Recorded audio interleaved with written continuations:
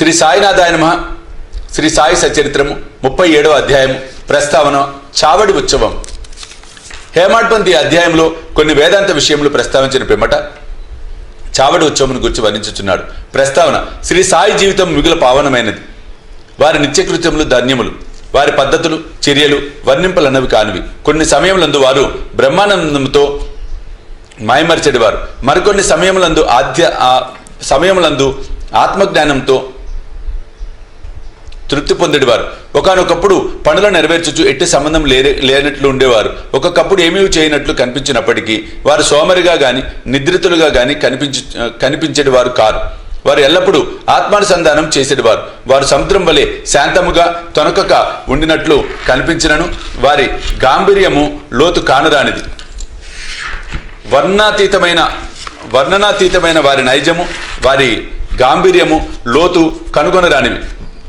వర్ణాతీతమైన వారి నైజము ఎవరు వర్ణింపగలవారెవరు? పురుషులను అన్నదమ్ముల వలె, స్త్రీలను అక్క చెల్లెండ్ర వలె చూచుకునేవారు. వారి శాశ్వత అస్ఖలిత బ్రహ్మచర్యం అందరు ఎరిగినదే. వారి సాంగత్యమున మనకు కలిగిన జ్ఞానము మనము మరణించేంత వరకు నిలుచునుగాక. ఎల్లప్పుడూ హృదయపూర్వకముగా భక్తితో వారి పాదములకు సేవ చేసేదముగాక. వారిని సకల జీవకోటి ఎందు చూచేదముగాక. వారి నామం ఎల్లప్పుడూ ప్రేమించేదముగాక. వేదాంత సంబంధమైన దీర్ఘోపన్యాసము చేసిన పిమ్మట హేమాడ్పంత్ చావడి ఉత్సవమును వర్ణించట ప్రారంభించను. చావడి ఉత్సవము బాబా శయనశాలను ఇదివరకే వర్ణించితిమి. వారు ఒకనాడు మసీదులో, ఇంకొకనాడు చావడిలో నిద్రించుచుండిరి. మసీదుకు దగ్గరలో చావడి 2 గదులతో ఉండేది. బాబా మహాసమాధి చెందు వరకు ఒకరోజు మసీదులో, ఇంకొక రోజు చావడిలో నిద్రించుచుండెడి వారు. 1910 డిసెంబర్ 10వ తేదీ నుండి చావడిలో భక్తులు పూజాహారతులు జరప మొదలెడిరి. బాబా కటాక్షంచే దీనిని ఇప్పుడు వర్ణింతుము. చావడిలో నిద్రించు సమయం రాగా భక్తులు మసీదులో గుమిగూడి కొంతసేపు మండపంలో భజన చేసేవారు. భజన బృందం వెనుక రథము, కుడివైపు తులసి బృందావనము, ముందర బాబా, వీరి మధ్య భజన జరిగేది. భజన ఎందు ప్రీతి గల స్త్రీ పురుషులు సరైన కాలంలో వచ్చిచుండిరి. కొందరు తాళములు, చిరతలు, మృదంగము, కంజీరా మధ్యలో పట్టుకొని భజన చేయుచుండేవారు. సూదండ్రాయి వలె సాయిబాబా భక్తులందరినీ తమ వద్దకు ఇడ్చుకునేవారు. బయట బహిరంగ స్థలంలో కొందరు దివిటీలు సరిచేయుచుండిరి. కొందరు పల్లకి అలంకరించుచుండిరి. కొందరు బెత్తంలను చేత ధరించి శ్రీ సాయినాథ్ మహారాజ్కి జై అని కేకలు వేయుచుండిరి. మసీదు మూలల తోరణములతో అలంకరించుచుండిరి.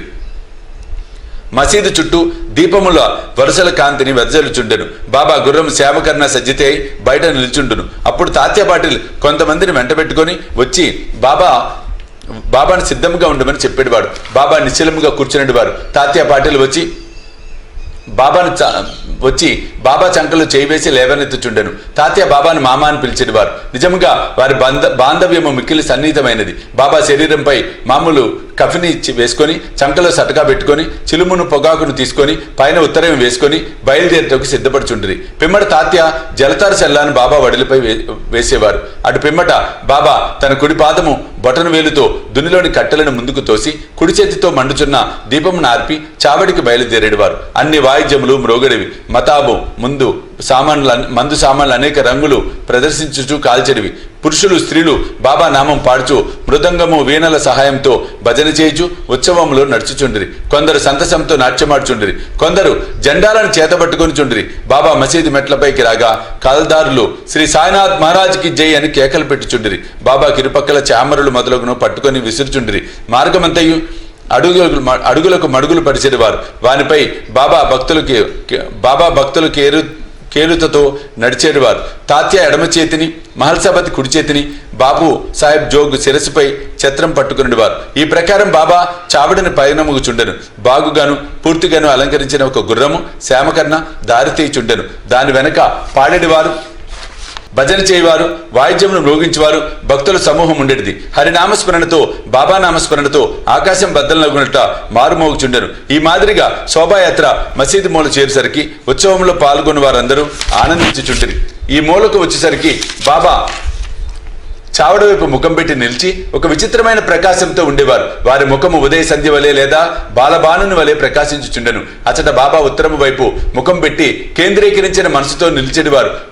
వారెవరినో పిలుచున్నట్లు కనిపించేది. సమస్త వాయిద్యములు మ్రోగుచున్నప్పుడు బాబా తన కుడి చేతిని కిందకు మీదకు ఆడించేవారు. అట్టి సమయమున కాకాసాహెబ్ దీక్షిత్ ముందుకు వచ్చి ఒక వెండి పళ్ళెములో పువ్వులు గులాల్ పొడి తీసుకొని బాబాపై పెక్కుసార్లు చల్లుచుండెను. అట్టి సమయమందు సంగీత వాయిద్యములు వాని శక్తి కొలది ధ్వనించుచుండెను. బాబా ముఖము స్థిరమైన ద్విగుణీకృత ప్రకాశంతోడను సౌందర్యంతోడను వెలుగుచుండెను. అందరూ ఈ ప్రకాశమును మనసారా గ్రోలుచుండిరి.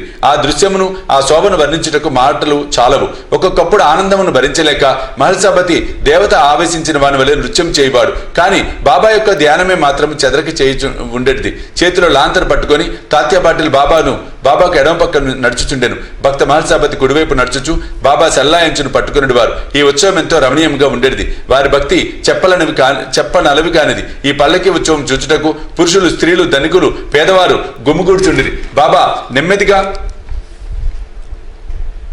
నడుచుచుండెను. భక్తి ప్రేమలతో భక్త మండలి బాబాకి ఇరుపక్కలా నడుచుచుండేది వారు. వాతావరణమంతయు ఆనందపూర్ణమై ఉండగా శోభాయాత్ర చావడి చేర్చుండెను. ఆ దృశ్యము, ఆ కాలము గడిచిపోయినవి. ప్రస్తుతం గాని ఇక ముందు గాని ఈ దృశ్యము కనలేము.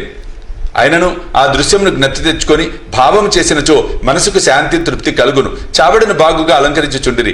దానిని తెల్లని పైకప్పుతోనూ నిలువటద్దంతోనూ అనేక రంగుల దీపములతోనూ వేలాడగట్టిన గాజు బుడ్డిలతోనూ అలంకరించుచుండిరి. చావడి చేరగానే తాత్యా ముందు ప్రవేశించి ఒక ఆసనము వేసి బాలిసి నుంచి బాబాను కూర్చునిబెట్టి మంచి అంగరక తొడిగించిన పిమ్మట భక్తులు బాబాను 1000 పెదములుగా పూజించుచుండిరి. బాబా తలపై తురాయి కిరీటమును పెట్టి పువ్వుల మాలలు వేసి మెడలో నగలు వేయిచుండిరి. ముఖమునకు కస్తూరి నామమును మధ్యాహ్న బొట్టు పెట్టి మనఃపూర్తిగా బాబా వైపు హృదయానందకరముగా చూచెడివారు. తలపై కిరీటం అప్పుడప్పుడు తీయిచుండేవారు. లేనిచో బాబా దానిని విసిరివైచునని వారి భయము.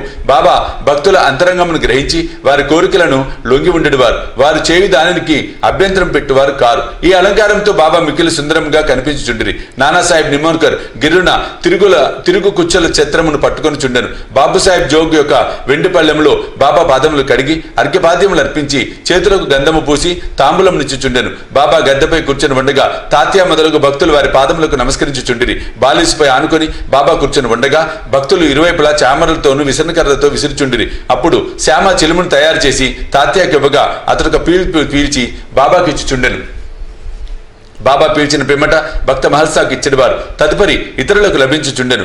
జడమగు చిలుము ధన్యమైనది. మొట్టమొదట అది అనేక తప పరీక్షలు కావలసి వచ్చెను. కుమ్మరులు దాన్ని తొక్కుట, ఎండలో ఆరబెట్టుట, నిప్పులో కాల్చుట వంటివి సహించి తుదకది బాబా ముద్దుకు హస్తస్పర్శకు నోచుకున్నవి. ఆ ఉత్సవము పూర్తయిన పిమ్మట భక్తులు పూలదండలను బాబా మెడలో వేసేవారు. వాసన చూచుటకు పువ్వుల గుత్తులు చేతికిచ్చేవారు. బాబా నిర్వ్యామోహము, అభిమాన రాహిత్యము అవతార మగుడు చేత ఆ అలంకరణలను గాని మర్యాదలను గాని లెక్కపెట్టేవారు కాదు. భక్తులందు అనురాగంచే వారి సంతుష్టి కొరకు వారి ఇష్టానుసారం చేటుకు ఒప్పుకొని చుండిరి. ఆఖరుకు బాబుసాహెబ్ జోగ్ సర్వలాంఛనములతో హారతినిచ్చేవాడు. హారతి సమయమున బాజా భజంత్రి మేళ తాళములు స్వేచ్ఛగా వాయించువారు. హారతి ముగిసిన పిమ్మట భక్తుల ఆశీర్వాదమును పొంది బాబాకు నమస్కరించి ఒకరి తర్వాత ఒకరు తమ తమ ఇండ్లకు పోవుచుండిరి. చిలుము, అత్తరు, పన్నీరు సమర్పించిన పిమ్మట తాత్యా ఇంటికి పోవుటకు లేవగా బాబా ప్రేమతో అతనితో ఇట్లనును, నన్ను కాపాడుము, నీకిష్టమున్న చో వెళ్ళుము, కాని రాత్రి ఒకసారి వచ్చి నా గూర్చి కనుగొనుచుండుము. అట్లనే చేయుదునంచు తాత్యా చావడి విడిచి గృహమునకు పోవుచుండెను. బాబా తన పరుపును తానే అమర్చుకునేవారు. 50-60 దుప్పట్లను ఒకదానిపై ఇంకొకటి వేసి నిద్రించేవారు. మనము కూడా ఇప్పుడు విశ్రమించదము. ఈ అధ్యాయం ముగించక ముందు భక్తులకు ఒక మనవి. ప్రతిరోజు రాత్రి నిద్రించుటకు ముందు సాయిబాబాను వారి చావడి ఉత్సవమును జ్ఞప్తికి తెచ్చుకొనవలెను. 37వ అధ్యాయం సంపూర్ణము. సద్గురు శ్రీ సాయినాథ్ అర్పణమస్తు. శుభం భవతు.